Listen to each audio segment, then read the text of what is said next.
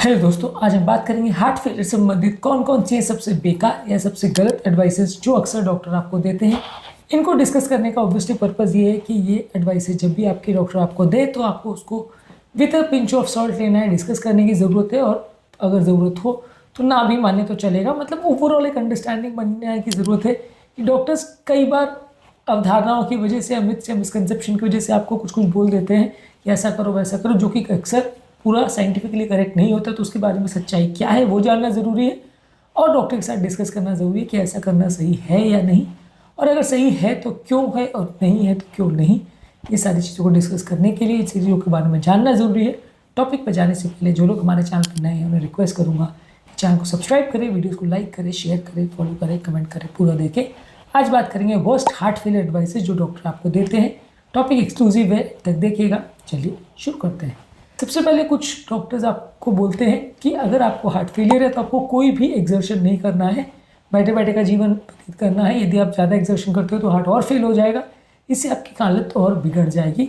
ये पूरी तरह से गलत है, क्योंकि हार्ट फेलियर के पेशेंट्स अगर बहुत ख़राब हार्ट फेलियर हो और बिल्कुल ही चलने फिरने की हालत नहीं हो तो ही उनको बेड रेस्ट बोला जाता है। अदरवाइज ज़्यादातर पेशेंट्स को एक्सरसाइज से फ़ायदा होता है।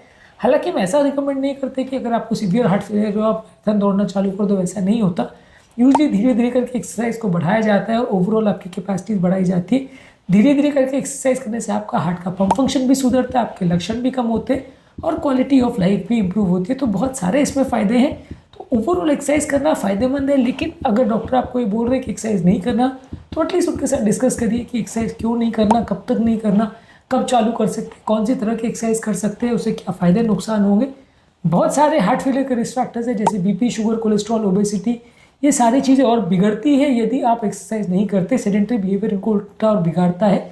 सुपरवाइज और प्रॉपरली मॉनिटर्ड वे में अगर एक्सरसाइज करते हैं तो हार्ट फेलियर के ज़्यादातर पेशेंट को फ़ायदा होता है और ये उनको अलाउड भी होता है।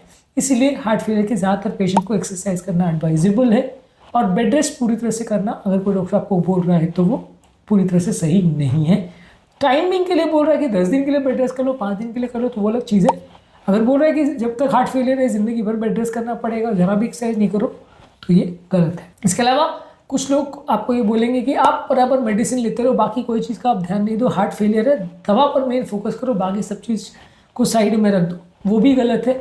जितना रोल दवा का है उतना रोल डाइट का भी है, उतना रोल आपके बाकी एक्सरसाइजेस का भी है और बाकी परहेजे और सारी चीज़ों के बारे में समझने का, बीमारी के बारे में एजुकेशन का, इमरजेंसी मैनेजमेंट का, सब चीज़ों का बराबर रोल है। रिहैबिलिटेशन बेसिकली हार्ट का फेलियर का जो होता है वो बहुत सारे पिलर्स पे खड़ा होता है और हर पिलर की अपनी ही वैल्यू है। सिर्फ यदि पेशेंट दवा पर फोकस करता है और बाकी चीज़ों को इग्नोर कर देता है तो ये काउंटर प्रोडक्टिव हो सकता है, फ़ायदे के बदले नुकसान हो सकता है, ये पेशेंट को काफ़ी परेशान कर सकता है। तो ज़्यादातर पेशेंट को हिदायत दी जाती है कि हार्ट फेलियर अगर आपको है तो आपको बहुत सारी चीज़ों पर ध्यान देना है। सिर्फ दवा लेने से काम नहीं चलेगा, हर चीज़ पर उतना ही फोकस करना है जितना दवा लेने पर, चाहे एक्सरसाइज हो, चाहे फूड रिस्ट्रिक्शन हो, चाहे डाइटरी हैबिट्स हो या रिहेबिलिटेशन के बाकी एस्पेक्ट्स हो, इवन फॉलोअप पर भी फोकस करना है।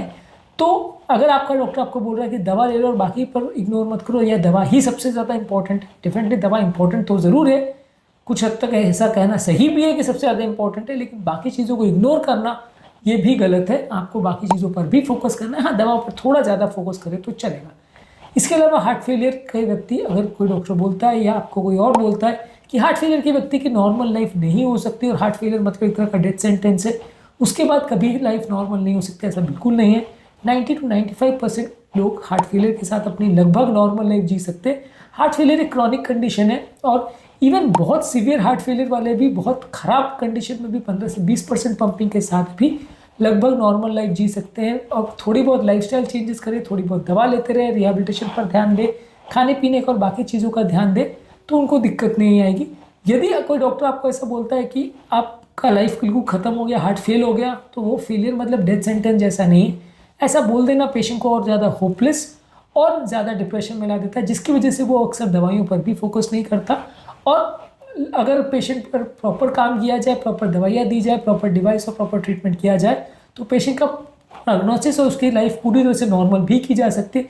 इनफैक्ट पंप फंक्शन भी पूरी तरह से नॉर्मल किया जा सकता है यदि सब चीज़ों पर बराबर ध्यान दिया जाए तो इसलिए ये कह देना ब्लैंकेटली कि अगर आपका हार्ट फेलियर है तो आप नॉर्मल लाइफ कभी नहीं जी पाओगे और आपकी ज़िंदगी ख़त्म जैसी है, तो ये पेशेंट को सिर्फ डिप्रेशन दे सकता है, फ़ायदा कुछ नहीं देगा। इसके अलावा अगर आपके डॉक्टर आपको कहते हैं हार्ट फेलियर हो गया, बस इतना समझ लो, हार्ट फेलियर मतलब हार्ट फेलियर, इसके बारे में इसके फर्दर कुछ जानने की ज़रूरत नहीं है।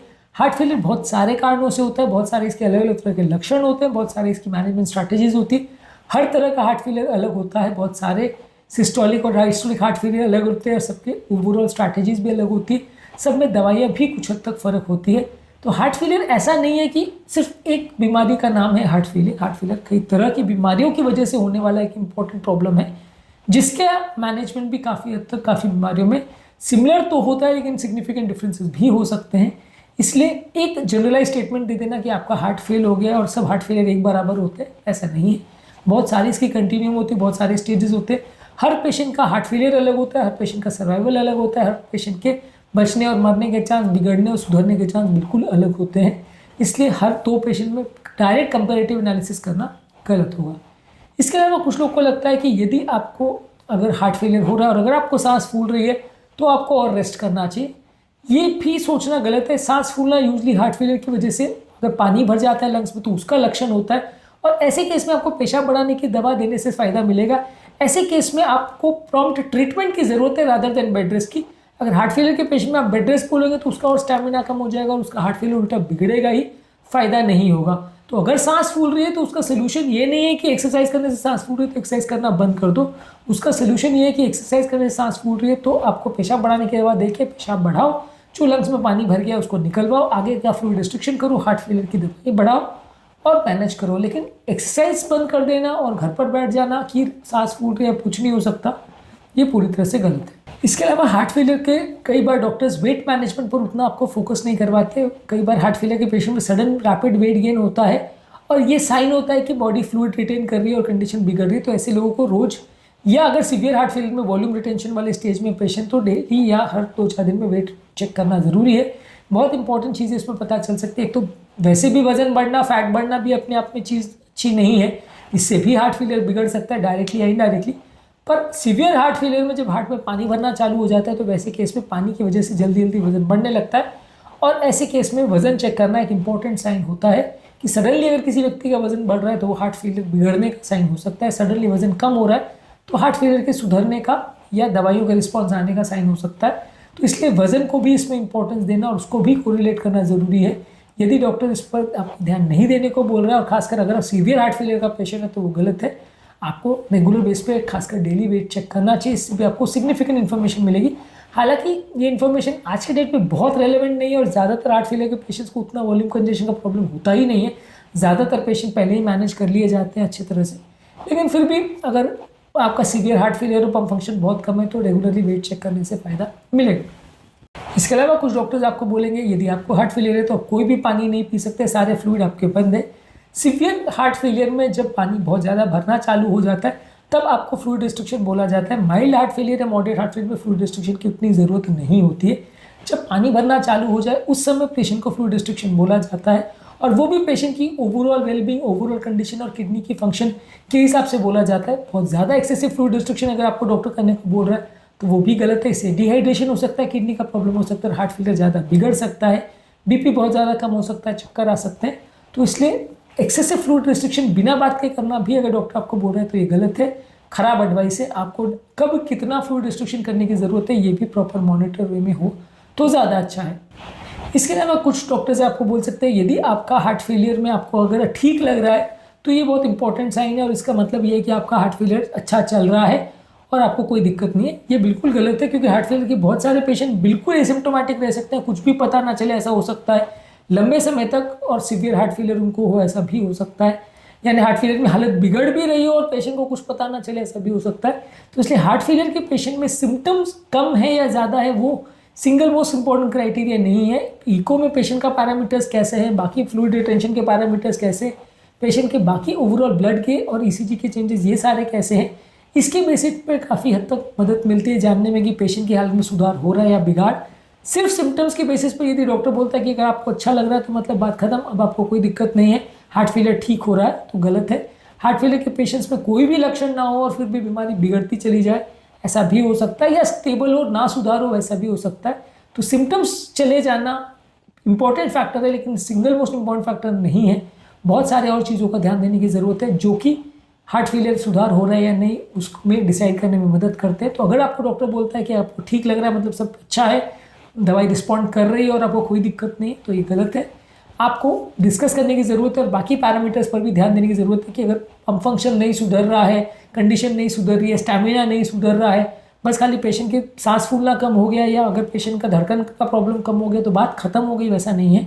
आपको उसके लिए निरंतर मेहनत और इम्प्रोवाइजेशन करते रहना पड़ेगा, क्योंकि ये कंटिन्यूस प्रोसेस है और सडनली हालत बिगड़ भी सकती है। बिना पता चले भी काफ़ी सालों तक हार्ट फेलियर की हालत बिगड़ सकती है और बहुत लेट स्टेज में पेशेंट को पता चले कि उसका हार्ट फेलियर बिगड़ गया, ऐसा भी हो सकता है।